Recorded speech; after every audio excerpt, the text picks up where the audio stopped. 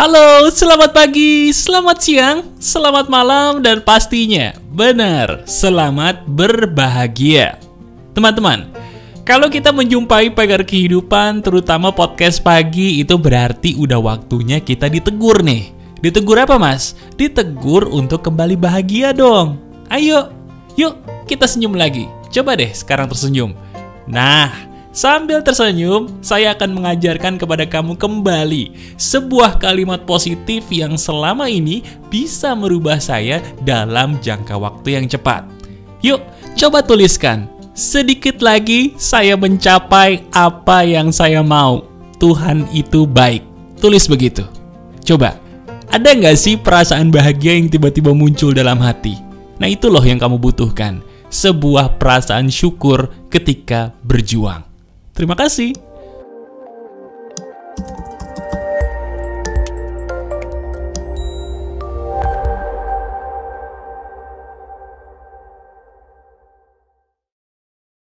Halo teman-teman, ada saya kembali Aryan Surya, sahabat baik kamu dari Pagar Kehidupan. Langsung aja yuk.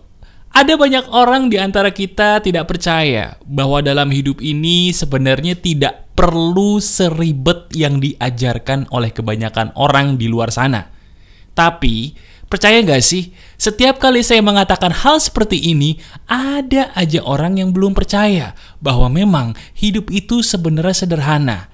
Hidup itu simple banget. Nggak percaya? Ayo deh kita langsung bahas. Saya buktikan ucapan saya. Yuk!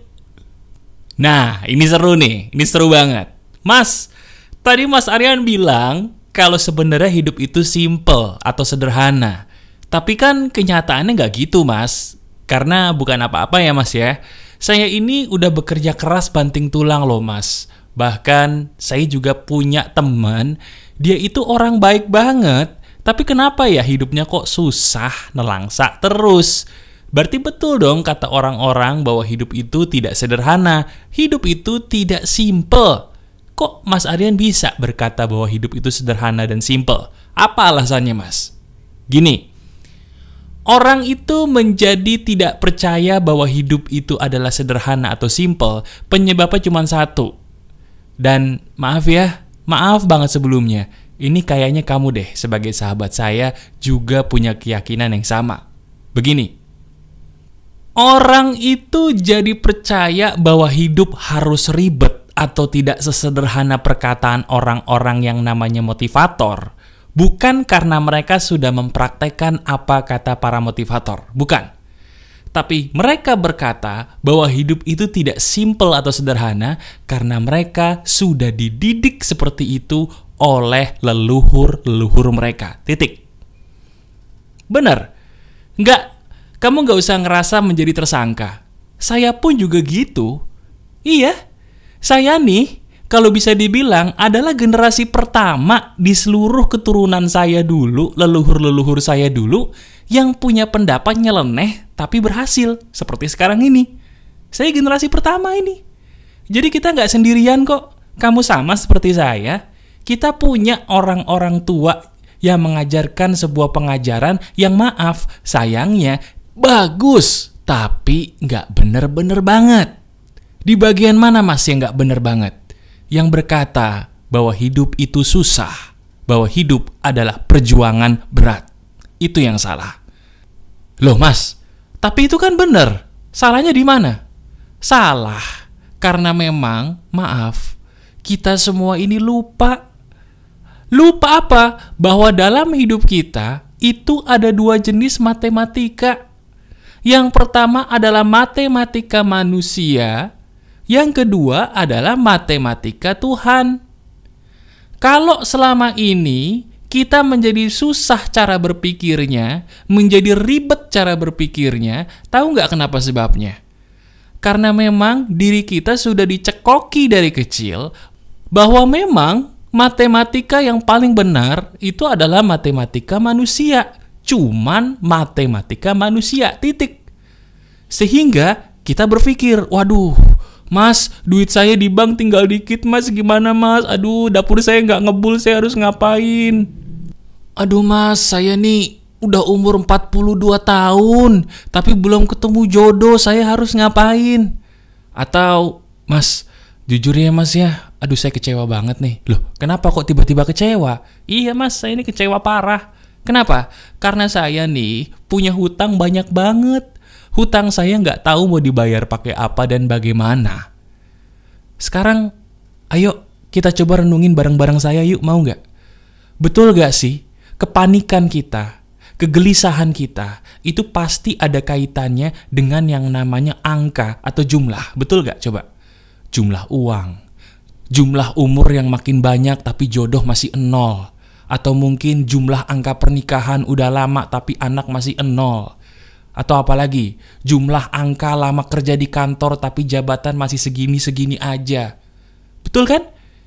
Kenapa jadi ribet seperti itu? Karena kita berpatokan kepada matematika manusia. Pengennya banyak tapi tidak sebanding dengan usahanya. Itulah matematika manusia. Sementara, matematika Tuhan itu tidak begitu. Matematika Tuhan itu justru bertolak belakang dengan matematika manusia. Gimana Mas caranya? Begini caranya. Kalau kita ingin menjadi orang yang mendapatkan banyak akan sebuah hal, bagikan dulu hal itu kepada orang yang benar-benar butuh. Saya ulangi, ini sangat sederhana tapi benar. Kalau kita ingin mendapatkan hal yang banyak pada sebuah hal, bagikan dulu hal tersebut kepada orang yang benar-benar membutuhkan. Titik. Oh, gitu ya Mas? Iya. Contohnya gini. Kita pengen sebagai orang itu menjadi orang yang pinter. Kalau dari dulu kita diajarin untuk pinter gimana? Gimana caranya? Waktu kita sekolah tuh diajarinnya untuk jadi pinter gimana? Belajar. Sekarang kalau saya tanya, proses belajar itu gimana sih? Gimana proses belajar yang diajarin sama bapak ibu guru kita dulu? Betul, disuruh baca buku dan menghafal. Bagus-bagus garisin buku, stabiloin buku. Betul nggak? Sekarang kalau memang itu benar, saya tanya kepada kamu. Siapa wakil presiden Indonesia yang ketiga? Jawab sekarang, gak usah googling. Siapa? Bingung kan? Kenapa bingung? Padahal dulu waktu sekolah kita pelajari. Nah, jawabannya karena untuk menjadi pintar itu bukan dengan cara menghafal. Itu yang salah. Itu yang keliru. Apabila untuk menjadi pintar pakai matematika Tuhan ini juga. Gimana Mas? Kalau ingin pintar, bagikan dulu ilmu kepada orang yang membutuhkan, walaupun ilmu itu sedikit. Nanti, percaya atau tidak, semakin kita sering ngajarin orang lain, otak kita semakin encer, ilmu kita anehnya makin banyak. Sama seperti saya nih. Ada orang kagum sama saya teman-teman. Mas Aryan ini hebat loh. Seminggu bisa ngasih materi 3-4 kali bagus semua di Pagar Kehidupan. Itu keren loh Mas. Itu caranya gimana Mas? Saya cuman ketawa, kemudian saya jawab dalam hati. Saya cuman mempraktekkan matematika Tuhan. Apa yang saya bagikan, kalau itu tulus, pasti balik lagi ke saya. Begitu. Dan ini benar.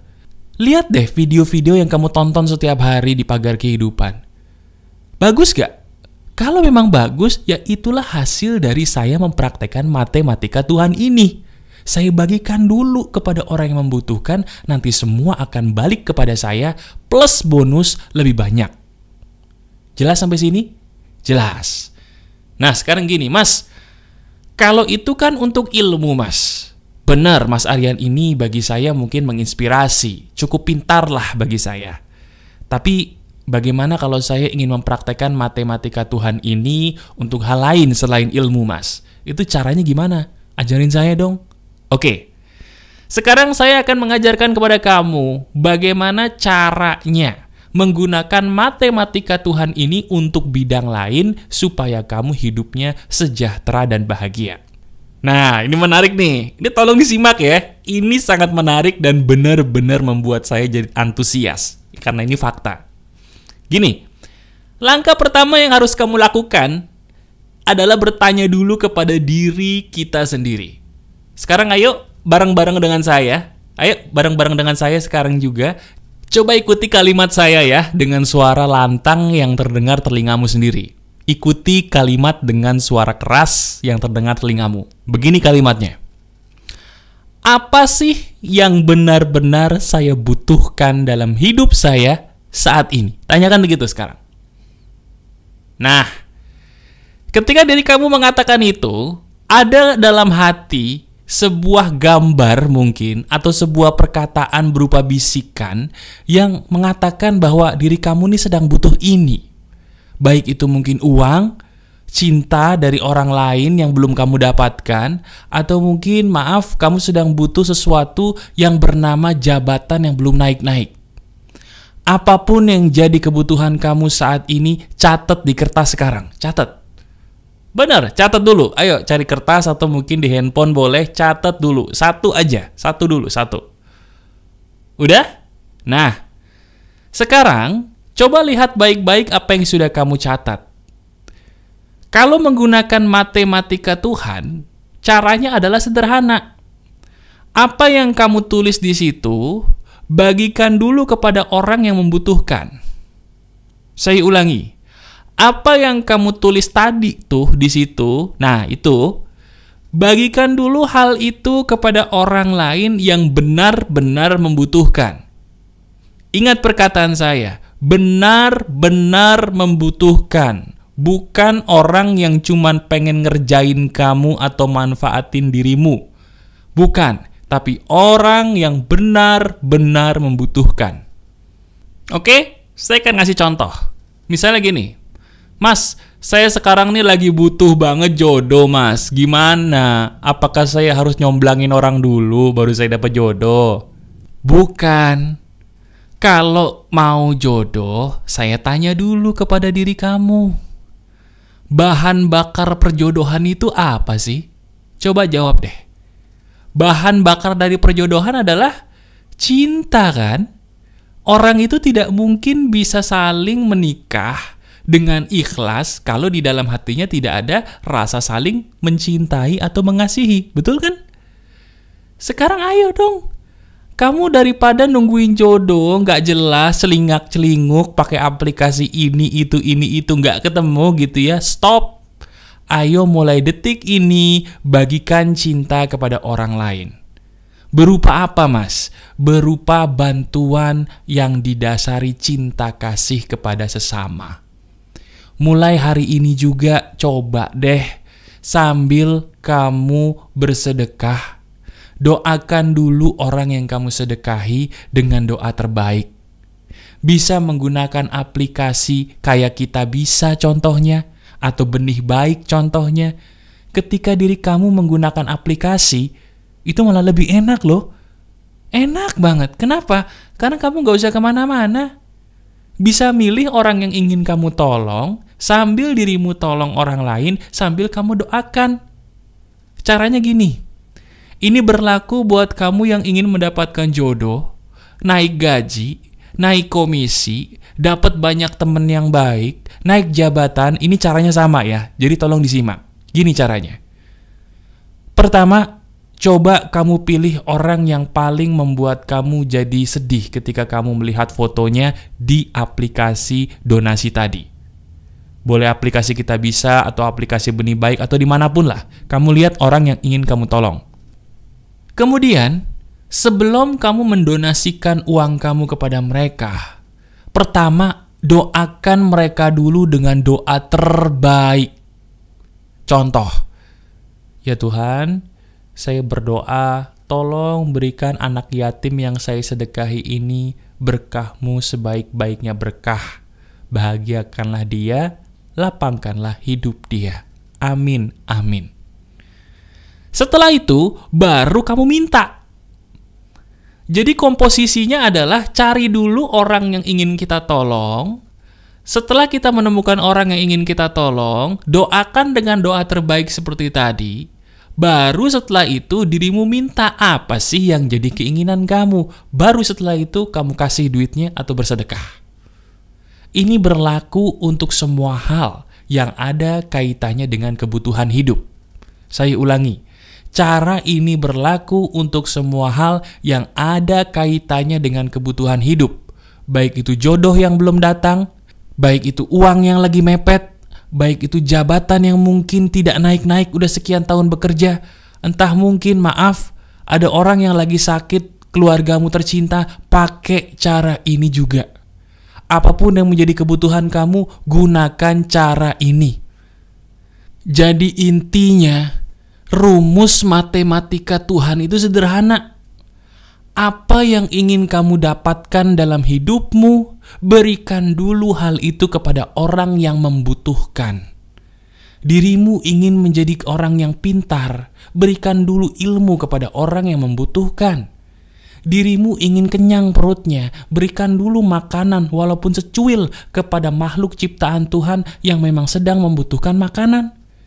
Dirimu sedang butuh uang, berikan dulu uang kepada orang walaupun sedikit, walaupun cuma setengah dari apa yang kamu punya, kepada orang yang benar-benar membutuhkan uang di luar sana. Aneh memang, kok bisa? Di saat saya lagi lapar, di saat saya lagi bodoh, mohon maaf, di saat saya lagi kepepet banyak kebutuhan, tapi saya malah disuruh berbagi. Lah ini matematika Tuhan emang begitu. Karena dasar dari matematika Tuhan itu apa? Cinta kasih. Tuhan itu ingin menguji. Coba deh, coba kamu uji dulu ini. Tonton video ini berulang kali dan praktekkan, kemudian lihat hasilnya ya. Insya Allah, seizin Tuhan, akan ada perubahan. Masih ada saya Aryan Surya, sahabat baik kamu selalu dari Pagar Kehidupan. Tetap keep the spirit, keep sharing, and keep loving. Bye-bye.